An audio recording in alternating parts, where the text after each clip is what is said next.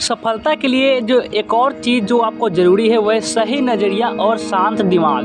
यह जानना आपके लिए अत्यंत आवश्यक है कि एक विद्यार्थी को कैसा होना चाहिए, जिससे आप उसे पैमाना बनाकर अपने आप की तुलना उससे कर सकें। ऐसा करने से आपको यह पता चल जाएगा कि आप कितना पीछे हैं या कौन से गुण आपको अभी धारण करने हैं। सबसे पहला गुण राइट एटीट्यूड, यानी कि सीखने के प्रति सही रवैया, सही मनोदृष्टि। यह एक ऐसा गुण है जो आपको बहुत आगे ले जाएगा और इस गुण के न होने से प्रतिभावान विद्यार्थी भी मानो जैसे खाई में गिर जाता है। बहुत से विद्यार्थी थोड़ा सा पढ़ लेते हैं और उन्हें अहंकार हो जाता है कि उन्हें अब बहुत कुछ आता है। यह अहंकार उन्हें व्यवहार में दिखता है। जब एक विद्यार्थी को यह भ्रम हो जाता है कि उसे बहुत कुछ आता है तो उसका पतन वही शुरू हो जाता है। जब भी किसी गुरु के संपर्क में आप आओ तो हमेशा एक खाली स्लेट की तरह आओ, जिससे गुरु आपके ऊपर लिख सके।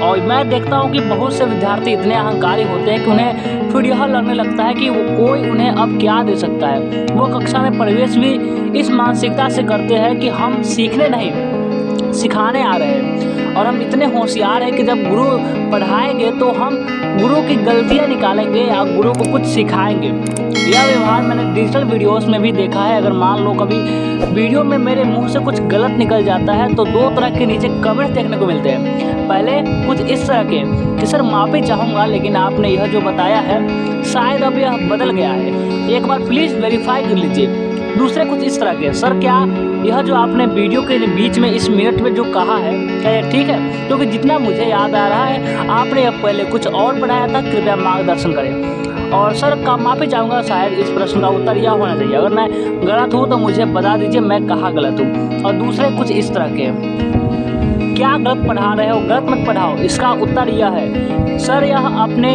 एकदम गलत बताया है, आपको टीचर किसने बना दिया, आप बच्चों का एक प्रश्न एग्जाम में गलत करवाओगे। सर यह आप क्या कर रहे हो, आपकी वजह से एग्जाम में निगेटिव हो जाएंगे। आप ऊपर लिखे उनके कमेंट से पता लगा सकते हैं कि दोनों तरह के स्टूडेंट में क्या फ़र्क है। पहले वाला जो है वह विनम्र है, उसे पता है कि टीचर भी एक मानव है, उससे भी गलती हो सकती है, उससे कोई जानबूझकर कुछ गलत नहीं बोला। कई बार होता है कि उसकी कोई बड़ी गलती नहीं है, लेकिन दूसरे वाला अहंकारी है, वह टीचर को एहसास दिलाना चाहता है कि मानो उसने क्या बहुत बड़ा अपराध क्राइम कर दिया है। इससे दूसरा व्यक्ति जीवन में कैसा है यह भी पता चलता है। वह पक्का पराजित, कुंठा से भरा हुआ, बेहद निराश और गलत रवैये वाला है। अगर आप कक्षा में आ रहे हैं या वीडियो ऑनलाइन देख रहे हैं, इसका मतलब ही है यह है कि आप यह जानते हैं और समझते हैं कि उस व्यक्ति को आपसे ज़्यादा आता है, तभी आप उसका अनुसरण कर रहे हैं। पर उल्टा आप उसे ही सिखाने की कोशिश करने लगते हैं। कोई यह नहीं कह रहा है कि टीचर गलत नहीं हो सकता, लेकिन उसकी छोटी सी गलती का आप जिस तरह मजाक बना रहे हैं उससे उसका दृष्टिकोण पता चलता है। एक गलत दृष्टिकोण वाला व्यक्ति कितना भी चतुर हो, कितने ही तेज मस्तिष्क वाला क्यों ना हो, कभी भी अपनी प्रतिभा को प्रदर्शित न कर पाता है। और सबसे बड़ी बात, क्योंकि उसमें अहंकार है, वह कभी भी यह नहीं समझ पाता कि वह बार बार विफल क्यों हो रहा है। उसे यह लगता है कि उसमें कोई कमी नहीं, सिर्फ भाग्य उसका साथ नहीं दे रहा। वही दूसरी ओर औसत बुद्धि वाला सही रवैये के साथ बहुत कुछ पा जाता है। मान लीजिए कि बारिश हो रही है और आपको बर्तन में बारिश का पानी भरना है। अगर आप बर्तन का मुंह आसमान की तरफ रखेंगे तभी तो पानी भर पाएंगे।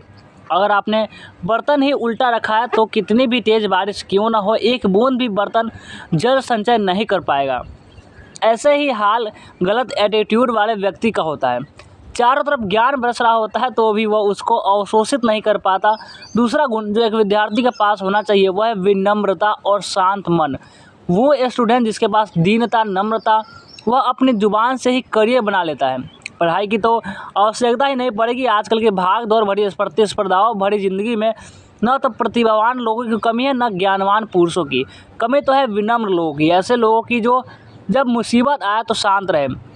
बड़ी बड़ी कंपनियों के मुख्य कार्यकारी अधिकारी, जिसे हम CEO बोलते हैं, और अध्यक्ष इसी गुण के कारण चुने जाते हैं और ना कि अपनी डिग्रियों के कारण। जब भी मुसीबत आती है तो उसको एक बर्तन में हिलते हुए पानी के समान समझिए।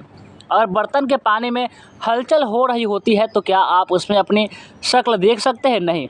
अब मान लीजिए कि आप उसमें अपना शक्ल देखना चाहते हैं तो क्या करना चाहिए? कुछ नहीं, शांत रहिए, बर्तन को और मत हिलाइए। पानी जब शांत हो जाएगा तब अपना चेहरा आपको उसमें दिखाई देगा। इसी तरह जब खराब समय होता है तो आपके पास सबसे बड़ा हथियार है आपका शांत दिमाग। शांत दिमाग करने के लिए रोज़ 1 घंटा आँख बंद करके खाली बैठिए, ध्यान लगाइए, भगवान का नाम जपिए, कोई भी मंत्र जो आपको पसंद हो उसका उच्चारण करिए। यह मत सोचिए कि इसमें समय खर्च हो रहा है, यह समय खर्च नहीं, उसका निवेश है जो आपको सबसे अच्छा ब्याज देगा। आज पूरा दिन तनाव में होंगे, डिप्रेशन में होंगे या इधर उधर का सोचते सोचते दिन बिता देंगे, इससे अच्छा यह है कि 1 घंटा अपने मन को शांत करने में बिताएं। सुबह सुबह आपका मस्तिष्क सबसे शांत होता है। नहा धोकर 1 घंटा आंख बंद करके बैठ जाइए और धीरे धीरे विचारों को कंट्रोल करिए। आपके जीवन में एक संतुलन आएगा, आपको कोई आसानी से उकसा नहीं पाएगा, काम, क्रोध, लोभ, मोह, अहंकार कम होगा। आप एक ऐसी शक्ति महसूस करेंगे जो कभी खत्म होने का नाम ही नहीं लेगी। लोग आपसे पूछा करेंगे इतनी एनर्जी कहाँ से लाते हो। स्वास्थ्य भी बेहतर होगा, दिमाग तेज होगा, स्मरण शक्ति भी बढ़ेगी, बुरे विचारों कम आएंगे और सकारात्मक विचार बढ़ेंगे। इतना सब सिर्फ मेडिटेशन से, ध्यान लगाने से मिल जाएगा। और सबसे अच्छी बात, यह एकदम निःशुल्क है। कभी भी उस चीज़ को समय देने से मत हिचकिचाइए जो आपको बेहतर बना सकती है। यह मत सोचिए कि समय कम पड़ जाएगा। आप अपने दिन का कितना समय व्यर्थ की चीज़ें छोड़कर बिता देते हैं। पढ़ने बैठते ही विचारों की श्रृंखला आपको विचलित कर देती है। एक छोटा सा गलत विचार ही आपको बेहद निराश कर देता है। भविष्य की चिंता आपको चैन से बैठने ही नहीं देती। आपके अंदर एक भय उत्पन्न होता है, आप इस भय से चलते लोगों से नज़रें चुराने लग जाते हैं। बाहर से व्यक्ति एकदम स्वस्थ दिखाई देता है, लेकिन अंदर से इतना डरपोक है कि हर समय भय से ग्रसित। मानसिक दुर्बलता धीरे धीरे आपके शारीरिक स्वास्थ्य भी खराब कर देती है। आपको रक्तचाप या कम उम्र में ही हृदय रोग हो सकते हैं। आजकल नई पीढ़ी के युवाओं में एक आदत मैंने देखी है और यह है कि वह दिखाना चाहते हैं कि भगवान को न मानना कितना कूल हो गया है। सबके सामने यह कहना कि मैं नास्तिक हूँ, उसमें उन्हें एक अलग ही सुख का एहसास होता है कि ऐसा युवा दूसरों को यह दिखाना चाहते हैं कि वह मानसिक रूप से इतने मजबूत है कि उन्हें भगवान की आवश्यकता ही नहीं, पर वास्तव में अंदर से वे युवा एकदम खोखले होते हैं। जैसे ही आप प्रभु का स्मरण करने लगेंगे वैसे ही आपका भय कम होने लगेगा। अपनी पसंद का कोई मंत्र ले लीजिए और इसका जाप करिए। अगर आप स्नान कर रहे हैं या ब्रश कर रहे हैं, अंदर ही अंदर जाप करते रहिए। कोई भी ऐसा काम आप कर रहे हैं जब आपका मुंह खाली है, तब आप मंत्र का जप अंदर ही अंदर करते रहिए। आप मंत्र को लिख भी सकते हैं। एक खाली नोटबुक बनाइए जिसमें रोज़ एक पन्ना, सोने से पहले मंत्र लिखिए, सोइए। मेडिटेशन से अच्छी निःशुल्क औषधि इस संसार में नहीं है।